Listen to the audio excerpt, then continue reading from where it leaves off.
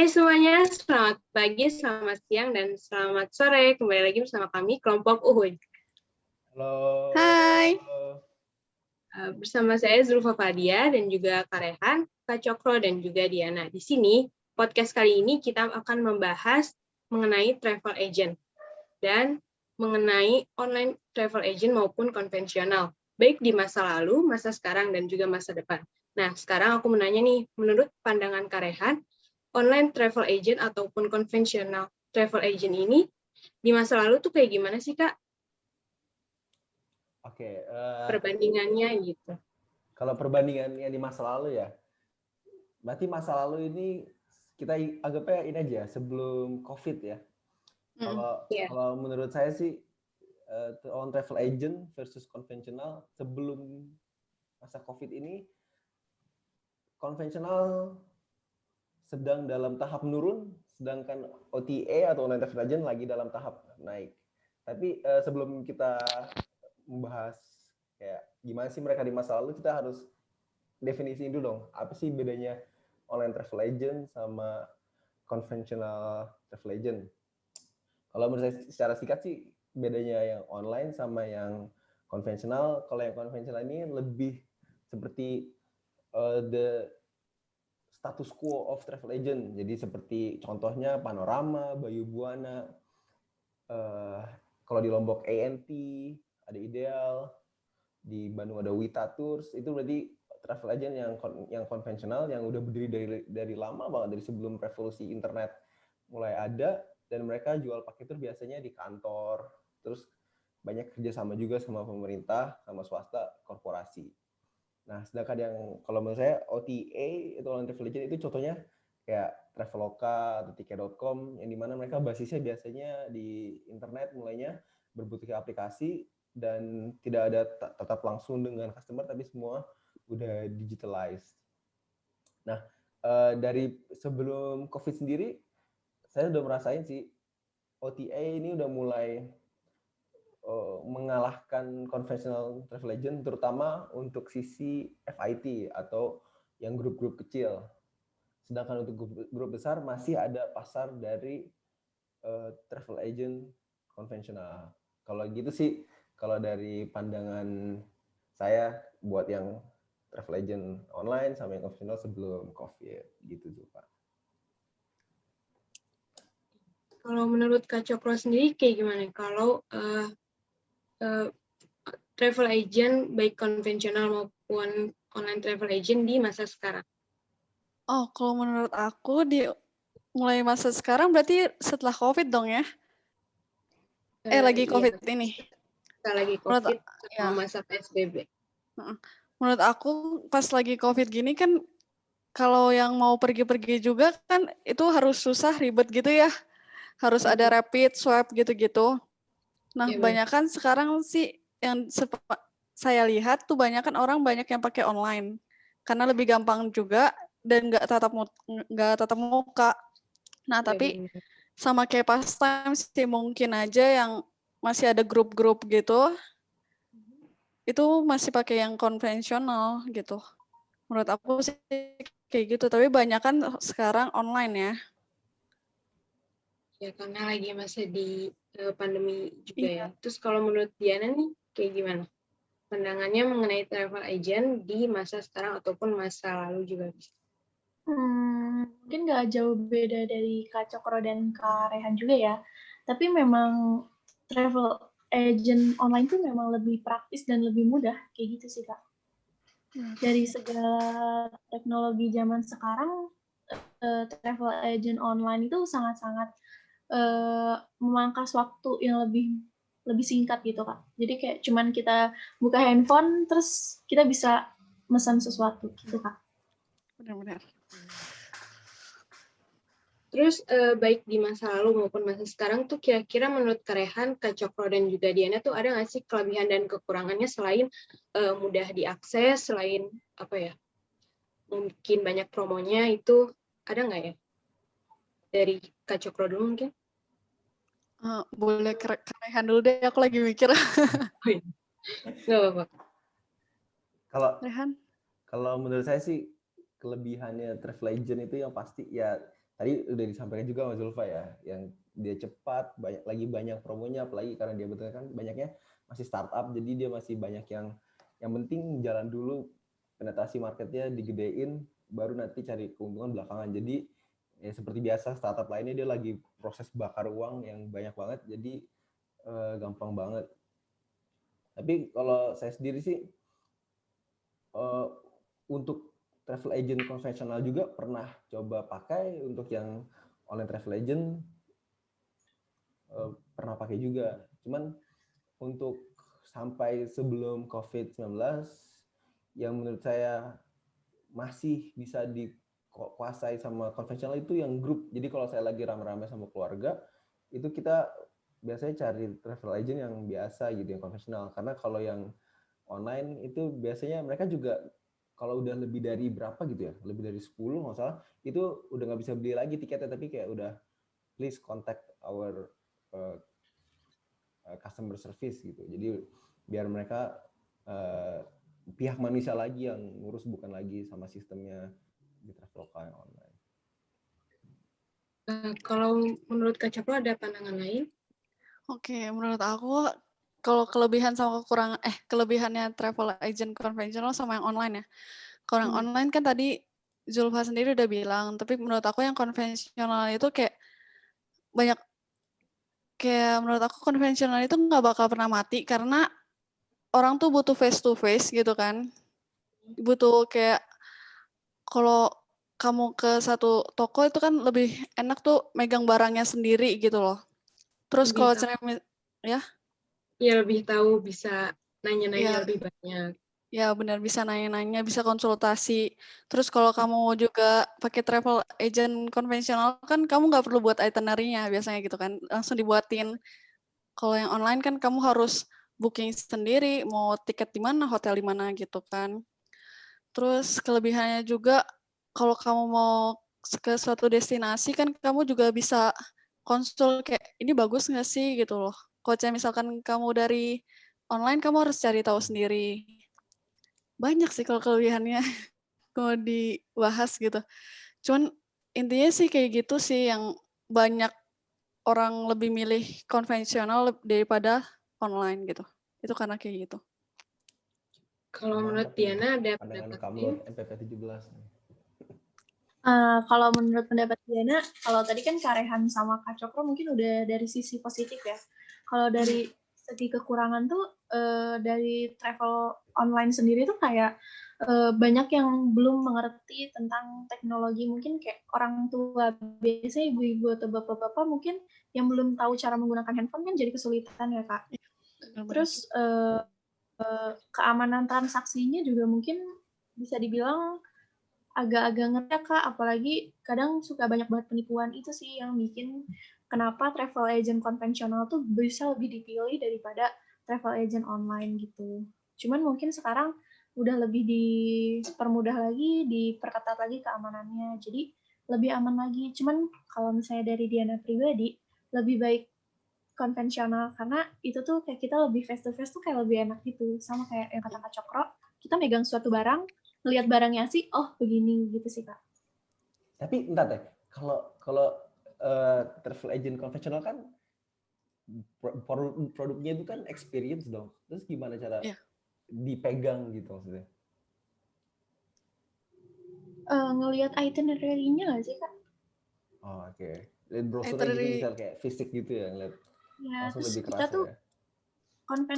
travel agent konvensional tuh biasanya kita tuh ngelihat langsung kayak brosurnya biasanya, terus udah gitu ada sesi jasa konsultan gitu Kak. Jadi kita kayak tahu nih lebih baik kemana.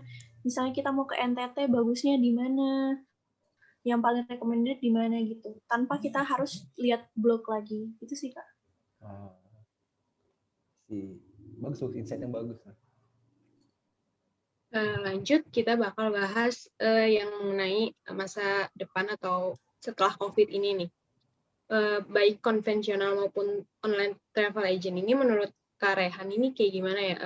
Kira-kira apakah online travel agent masih tetap mendului konvensional atau dua-duanya bakal seimbang setelah di masa COVID ini? Hmm, Kalau saya sebagai salah satu orang yang seneng ngikutin perkembangan digital di dunia sih, pasti kayak tetap percaya yang akan growth-nya bakal lebih besar tetap yang di digital, tetap yang online travel agent, karena dia untuk ekspansi bisnis tuh bisa jauh lebih murah harganya. Kalau conventional travel agent dia harus buat kantor baru atau sewa kantor baru, ekspansi ke kota baru. Kalau mau keluar negeri juga berarti harus bikin fisiknya itu di luar negeri atau ada gitu kan fisiknya. Yang itu bisa jadi kelebihannya si conventional travel agent, tapi kan jadi beban juga karena harus ada biaya lebih besar. Sedangkan kalau online travel agent dia untuk ekspansi dia cukup perlu untuk misalkan untuk 1.000 customer baru dia cukup hanya nambahin 1 atau 2 customer service, dan juga misalnya untuk 100.000 akun baru itu cukup nambahin servernya katakan berapa banyak server gitu. Jadi dan server bisa taruh mana aja, dia berbasisnya kan internet, jadi bisa lebih murah, sehingga kalau menurut saya growth-nya dia itu bakal lebih cepat dan lebih murah sehingga bisa ngejangkau orang banyak, dan penetrasi internetnya juga kan makin naik. Jadi orang-orang yang tadi ya gaptek itu bisa perlahan-lahan mulai belajar cara pakai aplikasi, cara pesen tiket sendiri, cara nyari referensi. Meskipun emang pasti tetap ada orang yang akan lebih suka kontak face to face, tapi kalau untuk secara growth menurut saya tetap akan online travel agent yang bakal lebih berkembang. Tapi juga tetap ada marketnya untuk yang konvensional. Gitu sih. Kalau dari Kak Cokro bagaimana, Kak? Ya, mereka bakal maju sendiri-sendiri sih. Soalnya kalau untuk konvensional itu, menurut aku lebih banyak yang pesan untuk konvensional tuh untuk grup, sedangkan online tuh untuk FIT. Jarang orang kayak banyak orang pesennya tuh by online kan, kayak ribet banget masukin data sendiri lagi. Kalau misalkan konvensional, kamu tinggal kasih paspor kamu tinggal kasih KTP kamu, nanti mereka yang urus. Nah, kalau cara misalkan bakal maju bareng atau gimana? Kalau tadi Rehan bisa bilang online, dia lebih demen online karena secara digital lebih gampang gitu. Kalau menurut aku, kalau sekarang banyak orang yang banyak influencer itu lebih promosinya banyak di endorse ya, promosinya banyak yang by travel agent gitu. Itu banyak yang grup gitu. Dan kalau kamu mau ke satu tempat yang baru, itu jarang orang ambil yang online, atau bukan jarang juga sih, tapi kayak kalau misalkan kamu ambil konvensional kan kamu bisa tahu satu tempat itu dengan jelas gitu, beserta guide-nya gitu. Nggak susah juga kan, maksudnya nggak usah nyusahin diri sendiri dengan online gitu loh. Kamu kalau misalkan kamu online, kamu sih cari tahu itu kamu rutenya mau kemana gitu. Dan kamu bisa kesasar juga kalau online, soalnya jalan sendiri kan. Hai Lohan. Terus dia ada dua pendapat beda nih ya. Jadi kayak ya maju bareng-bareng sih, soalnya kan online untuk FIT, kalau untuk grup lebih baik konvensional gitu menurut aku ya. Kita tanya Diana nih yang sebagai pihak netral kayaknya ya. Menurut Diana tuh kayak gimana? Kalau menurut Diana kenapa nggak travel agent konvensional sama online tuh di-compare aja? Mereka kayak featuring bareng, ngadain promo bareng yang bisa menguntungkan bersama. Sama kayak kata Kak Cok, mungkin buat yang grup nanti dialihin ke konsul ke yang konvensional, dan yang sendiri-sendiri tuh bisa lewat mandiri ke suatu aplikasinya gitu. Kayak gitu bisa kan? Maksudnya kayak jadi lebih mempermudah gitu. Jadi buat orang yang bisa nggak ngerti bisa datang ke sini, ke tempatnya, ke kantornya. Mungkin kayak gitu nggak sih, Kak? Dan konvensionalnya itu mungkin bikin banyak cabang di berbagai kota. Jadi ketika dia yang di Bandung bisa di Bandung, yang di Jakarta bisa di Jakarta. Jadi kayak bisa konsul di mana aja gitu. Itu sih agak susah juga gitu. Butuh biaya yang sangat-sangat besar. Kalau konsulnya via Zoom gimana? Kalau konsulnya kayak gini nih, misalkan? Mungkin kalau itu kan lagi masa pandemi, iya. Zoom kayak gini. Iya, misalkan orang ini dari Kalimantan Utara gitu, Tarakan gitu, dia kan kayak susah banget dong. Mungkin gak ada travel agent dan dia mau pergi ke Aceh gitu, atau di pedalaman Kalimantan lah, dia gimana dong? Tetap agak susah dong. Pasti tetap akan bisa tetap dipakai teknologi Zoom kayak gini. Iya. Gimana Mungkin dari bagian marketingnya ada bagian buat marketingnya untuk ngobrol via Zoom gitu sih, Kak. Jadi ada jasa konsultannya yang ngebuka room-nya gitu. Bisa juga gitu. Oke, bisa ya. Iya sih, berarti bisa ya kolaborasi gitu ya maksudnya antara yang online dan yang konvensional. Tapi kalau misalkan tiba-tiba ada yang maruk gimana? Gue gak mau kerja sama televisi ngapain. Kalau ada grup gue kerjain sendiri juga. Tapi Traveloka Kak sendiri, Cokro mungkin. Ya. Traveloka sendiri, Dewa, Kak. Traveloka Ya, sendiri tuh Traveloka. menggerakkan turnya sendiri gak sih? Atau dia juga sebetulnya cuma jadi perantara, nggak menjalankan sendiri kan? Jadi makelar gitu dia kan? Selama ini coba Traveloka experience-nya kayaknya Traveloka. cuma sebagai agent ya, Agent menurut kan? saya. Benar travel agent bukan yang eksekusinya langsung kan, nggak terjun ke lapangan. Bukan. Iya sama berarti kayak konvensional, cuma bedanya lebih enak buat yang kecil, kalau yang konvensional lebih enak buat grup gede ya. Iya. Tapi tetap yang bakal growth-nya sih yang online ya. Iya, karena emang perkembangan digital emang lebih maju biasanya. Terus ada pendapat lain dari Kak Cokro, mungkin ada yang ditambahkan? Kira-kira kan di masa pandemi ini kan konvensional kan kayaknya rada menurun gitu, rada kebanyakan yang bangkrut gitu. Nah, terus kira-kira tuh di masa depan tuh kira-kira bisa pulihnya tuh berapa tahun sih atau berapa bulan gitu bakal bisa balik? Kalau itu sendiri aku juga bingung ya. Soalnya corona ini kan belum tahu sampai kapan juga. Dan banyak kan orang mungkin terlalu banyak kerugian gara-gara corona ini. Jadi saya juga kurang tahu itu mereka bakal survive atau enggak, atau bakal ada travel agent baru nanti buat abis corona. Nah, kita lihat aja nanti ya. Ada pendapat lain dari Kak Rehan mungkin yang ditambahin? Kalau menurut saya recovery-nya bakal tetap pelan-pelan sih, karena vaksinnya juga kan tersebarnya pelan-pelan gitu. Jadi menurut saya nggak akan ada kayak momen kayak besar, semua ini langsung balik normal, tapi kayak perlahan-lahan. Tapi tetap butuh kayak 3 tahun minimal untuk kembali ke 2019 akhir gitu kondisinya, atau tahun 2019 bakal lumayan Agak lama cukup lama ya. Iya.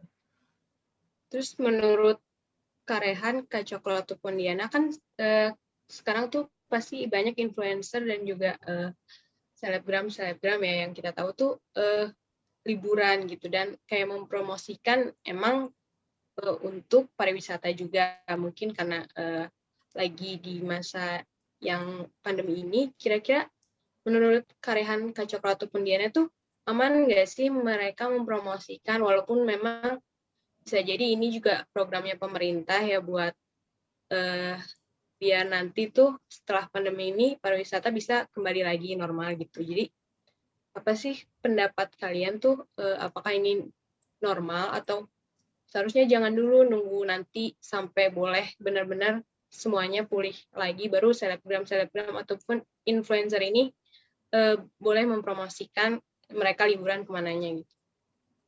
Bisa dimulai dari Kak Rehan dulu atau Kak Cokro? Udah, sok. Atau Diana mungkin? Oh, Diana. Kalau menurut Diana itu tuh sebenarnya punya kayak dua sisi gitu. Kayak sisi yang kita harus bertahanin ekonomi, sisi yang kita juga kayak mentingin sisi kesehatan. Tapi mungkin selama kita memperhatikan protokol kesehatan atau kayak ya menjaga jarak segala macam, itu kayaknya mungkin bisa aman sih. Itu sih Kak.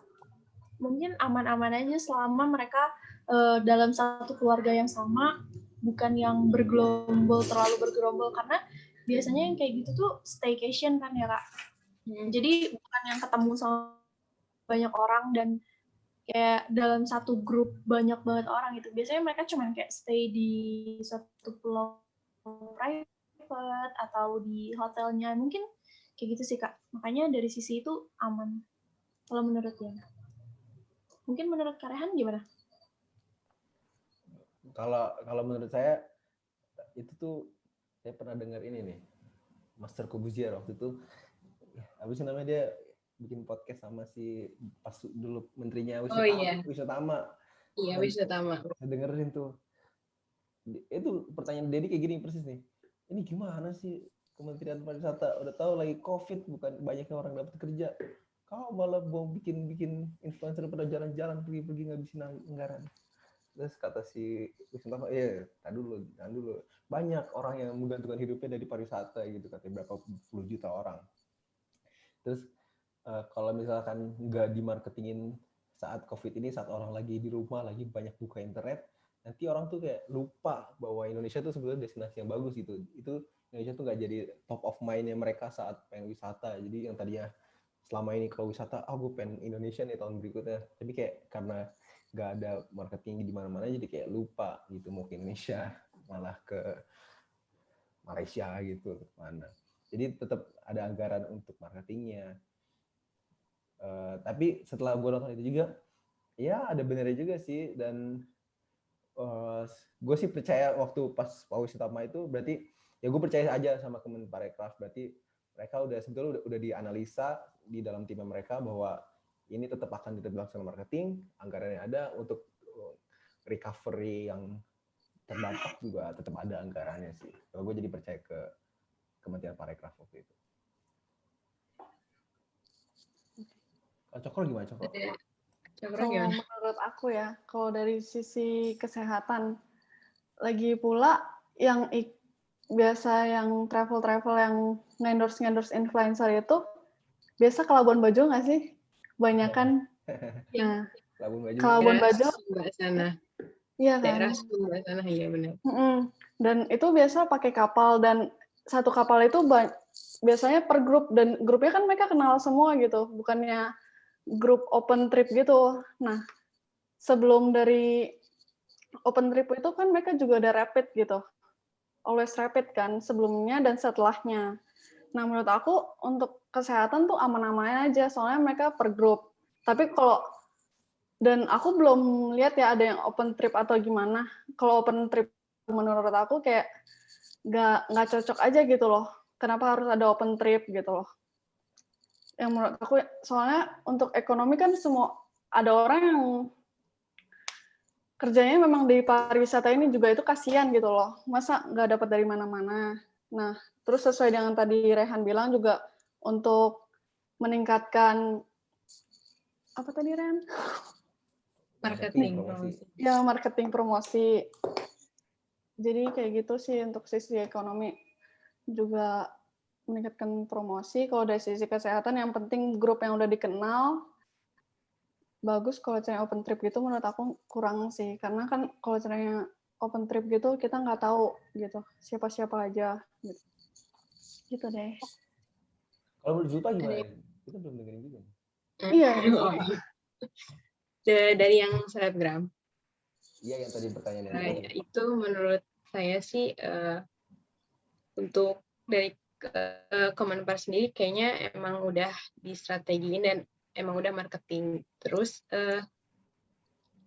kenapa milihnya influencer dan juga selebgram? Mungkin karena memang mereka tuh lebih banyak dikenal, dan juga di masa pandemi ini pasti orang lebih banyak mainan handphone, jadi lebih banyak lihat Instagram, jadi mereka jadi lebih dilihat, dan emang bagus banget buat strateginya. Dan juga buat kesehatan juga pastinya mungkin kebanyakan dari mereka pasti kan dari ibu kota gitu ya, dari Jakarta, dan kalaupun naik pesawat pasti harus ada yang namanya tes juga kan, tes rapid ataupun swab.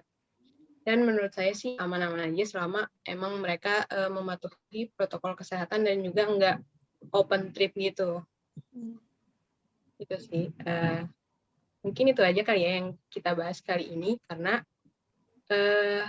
semuanya tadi udah diomongin juga, baik dari kelebihan maupun kekurangan dari konvensional ataupun online travel agent, mau di masa lalu, masa sekarang, dan juga di masa depan. Sekian podcast yang sudah kita sampaikan. Kurang lebihnya mohon maaf. Sampai jumpa. Salam dari kami kelompok Uhuy. Bye-bye. Bye-bye. Thank you.